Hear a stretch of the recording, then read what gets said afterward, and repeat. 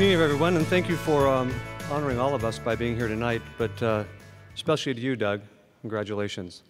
So now we know you're a McDonald's-loving, ski-bum English major from Holy Cross University. What's that all about? What got you into this room? We're awfully glad he found his way into this room because we are a greater community because of it. So, Doug, my few minutes to talk about you is you're quite a guy. And here's what you are. You're the go-to guy, you're the make us proud guy, and you've got your back guy. And those are the kind of guys I want to be hanging out with, and I'm honestly privileged to be your friend. Let me give you a quick rundown of how this man changes the community that we live in. The Minnesota Business Partnership, the Greater MSP, the United Way, Children's HeartLink, the Minnesota Vikings, the American Heart Association, and Habitat for Humanity. They all have one thing very important and in common about themselves, and that is they all have Doug Baker and his passion and his time and his concerns. You see, he not only knows where to be, but he knows who to be when he gets there. Minnesota Business Partnership, he ran it. Greater MSP, he created it. The United Way, he and Julie are leading it this year. The Children's HeartLink, they're supporting it. The Vikings, you influenced it. The American Heart Association, he inspired all of us to follow. And Habitat for Humanity, you just pounded a few nails. We did a pretty good job doing that together. He knows when to lead, he knows when to follow, he knows where to be, he knows when to stand up. And so a guy like Doug Baker tonight is our go-to guy, and he's also the guy that has your back. When he arrives, he's fully present. When he arrives, he's fully engaged. When he speaks, it matters. And when he speaks, people listen, and the course is changed from that point forward. Doug, you're one of those really special people that knows, with humility, your role in life. And thank God you're doing your life's work here at this point in your career. And so finally, you're the make us proud guy. Starts with all of us in this room. Doug Baker is one of the most important leaders in our generation in this community. And it starts with St. Paul. His company's in St. Paul. And much as the Twin Cities often puts its focus on Minneapolis, he's one of the really few St. Paul guys. And St. Paul's proud of you. But just to keep things balanced, he lives in Minneapolis, so he kind of has it covered both ways. He's found most often in Midway on the 94 freeway. But the Twin Cities embraces you. And then you embrace the U.S., because Ecolab is now one of Fortune 100's most important companies. And then finally, you recognize us as an entity by being a responsive party to the world. At Davos, at the World Economic Forum, all over the globe now, through your good work with the most recent Nalco acquisition, you brought it all to here. You let us be bigger. You let us be the headquarters of more important magnitude, and we thank you for that. You also make us proud on a personal level. Doug, Will, and Laura aren't here tonight, but I'm going to promise you I'm going to call them and embarrass you and tell them how proud we are of you. And Julie, if he doesn't say it, I'll say it first. He wouldn't be here without you. No way, no how. You're amazing. And what I like about this story is I know you both enough to know that it is the couple, the Bakers, that make such an influence in this community. So thank you for being part of that story. And Julie, we honor you here tonight as well. And as I close, the favorite part about tonight is I get the privilege of helping induct someone into a Hall of Fame, a lifetime achievement, in front of his mom and dad. How cool is that? Yeah.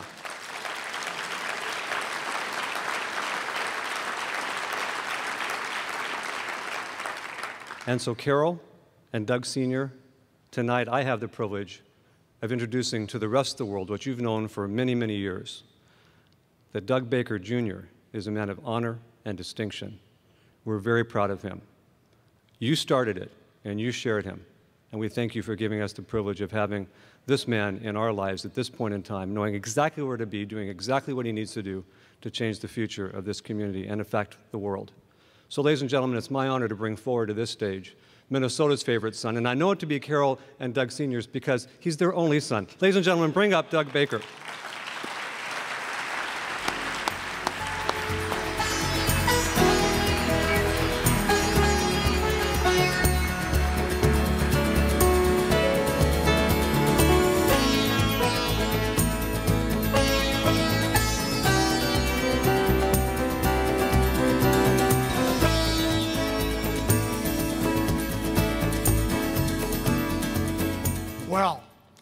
if we have proved nothing else, we proved I know how to pick my introducer.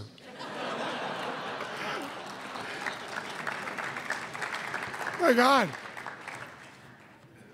I didn't really realize how great I was. That's really... You know, it's been a funny week. I've called it the one separation from the Hall of Fame week. It's not about me. So on the way over here, I'm supposed to be over at 5:15, of course. I leave a little late. Then, of course, you run into 94 traffic. So, Richard, it is true. I spend more than enough time on Highway 94. I'm driving over. I got some time, so I make a hands-free call. We have a safety program at our company, okay? So I make a hands-free call. I call my son, who happens to be interning at U.S. Bank, and I say, hey, Doug, how you doing? It's Doug the Third. We're not a creative lot in the Baker family. I say, hey, Doug, how you doing? What are you doing after work? And he goes, well, I'm going over to Lifetime Fitness. I go, terrific, that's excellent. Earlier this week, I have another son, Will, and Will's turning 18 this week. And so Will's favorite restaurant is B-Dubs, right? It's his favorite place. And I go, Will, you know, what are you thinking about around this 18? And he goes, well, you know, can you take me to Canterbury, right? I want to go to the track, I'm 18. It's about what you can do. So it's been a complete connection week for all recipients, so it's great. Look, I'm very honored, so Twin Cities Business, thank you for the honor. I'm not sure what the criteria is. No recount, please. And you will be surprised to know this is my first Hall of Fame. Maybe not. It's probably going to be my last. So this is going down as my favorite Hall of Fame nomination night. And I really do appreciate the recognition. So prepping for this talk, I invited a few folks, we're kicking it around, and we had some ideas, and it was fun, what am I going to say, and how do you say it? And the best idea that came out of that was the theme, everything I needed to know about CEO, I learned as a ski bum. So, you can get the material, right? Try not to ski through immovable objects. Then you have this debate, do you stay on the course or do you go off course? And is that an ethical issue that may get you into trouble? And most importantly, never skip the post-ski beer. Which, anyway, okay. You'll now see why I didn't choose that as a theme. So a more traditional approach, though, seemed appropriate. And so let me start with the obvious. I am an incredibly fortunate person. I was born in a great country. I was born to a great family. My mom and dad, who I love very much, are here. Thank you. I've got a great wife, Julie, who I love as well. And we have 3 great kids, Doug, Will, and Laura. We got a dog, too, Bailey. Maybe we love Bailey the most. We're not sure. I've got really fantastic friends. There's a lot of mentors. Many of them are in this room. I have been fortunate on so many levels. I work now at a company I consider a company that can be great. It's a great place to work, at least it is for me. But it's really great because we feel like we're doing important work, and it is challenging, and I have the great privilege of working with a fantastic team. Now, not all the teams here, but many of them are, and if there's anything that I am proud of, and if you think about legacies, at the end of the day, it's what do you end up leaving behind? And if it's not the team, because the team basically makes the business, I don't know what it is. And so I am incredibly proud of the talent and the team that we've been able to put together over this period of time. So the work is fascinating, and it's challenging, and it pushes you to grow and to learn. And I can't think of anything more invigorating.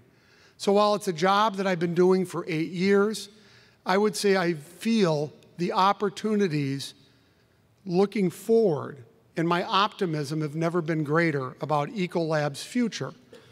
And I think that's really the job of leaders. It is making sure that you continue to create the environment, the opportunities, so that you can continue to push forward and create the challenges for your team. You do it by being customer focused. I couldn't agree more. But this is really really fun work. And as we look at where we are now, our mission and vision is to help the world be cleaner, safer, healthier. Our position is really helping deliver safe food, clean water, abundant energy, and do it in a way that's sustainable. And we have huge advantages in all these areas. And this has been created by 40,000 people. And then we have a team serving customers, 1 million customers in over 170 countries around the world. It is a fantastic company. And I feel so blessed to be part of this.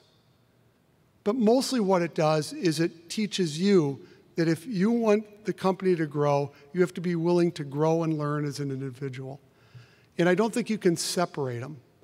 If you want the team to be better, then you need better teammates, and it's got to start with you. And this whole thing is a journey. And so I am very privileged to be honored this way, but the honor obviously is really a recognition of what a team can create when you go after, one, the right mission, and you do it and try to do it in the right way. So thank you to all my teammates that are here. You make the job terrific. So if you will, bear with me, I have one other point I'd love to make. It's a civic point. So we have a lot of blessings. I think this country is one of our blessings. So too is this community. I'll touch on the community. So Richard, who is as involved as anybody in this community, and when he made this long list, you start going, wow, how am I doing on prioritization? But anyway, as we go through this, this is the nature of this community. And I think it is one of the huge attributes and strengths that we have that we can sometimes take for granted. So when you come into one of these roles, there's this soft expectation that you understand that with leadership comes responsibility, and that responsibility is understanding that you need to give back to the community. And I think it's one of the reasons that Minnesota for so many years, and the Twin Cities in particular, and I would say the U.S. broadly, has been so darn successful, that we understand we're all connected. And you can't get into this division because it doesn't work that way.